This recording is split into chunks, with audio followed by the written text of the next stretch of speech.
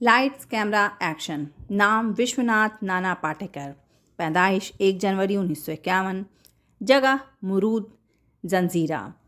संजनाबाई पाटेकर और textile printing businessman Dinkar Patekar के बेटे नाना पाटेकर कई बार पुलिस की मदद कर देते हैं जब कभी किसी भी क्रिमिनल की स्केचिंग करनी होती है।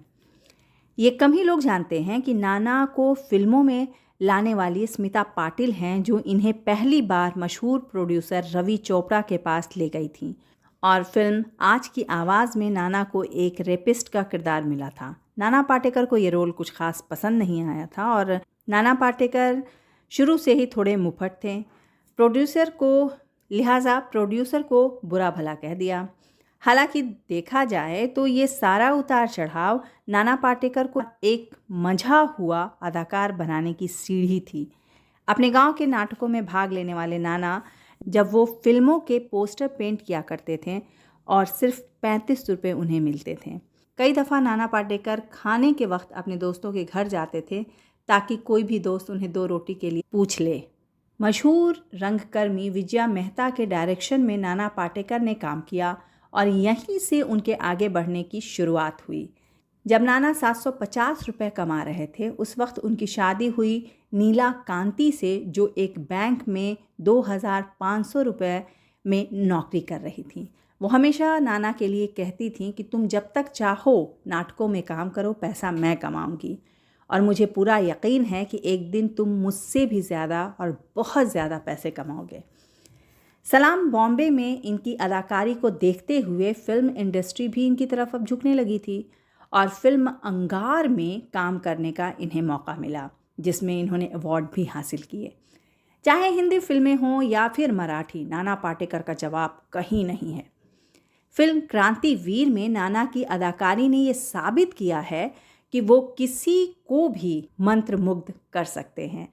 फिर चाहे अमोल पालेकर साहब की थोड़ा सा रुमानी हो जाए हो या फिर विनोद चोपड़ा की परिंदा, हर किरदार में नाना पाटेकर पूरी तरह से डूब जाते हैं।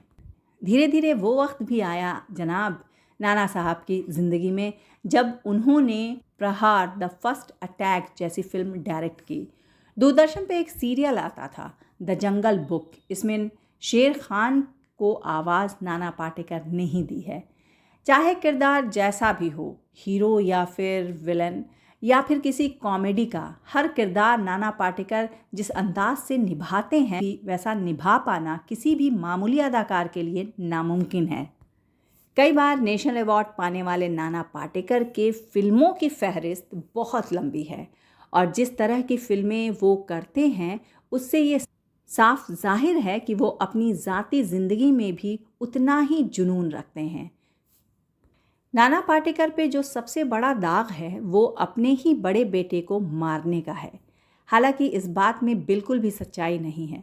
नाना पाटेकर बचपन से ही अपने मामूली रंग रूप और सूरत से काफ़ी परेशान रहते थे और उन्हें ये डर हमेशा रहता था कि उनके पिताजी बाकी भाई बहनों के मुकाबले उनको कम पसंद किया करते हैं।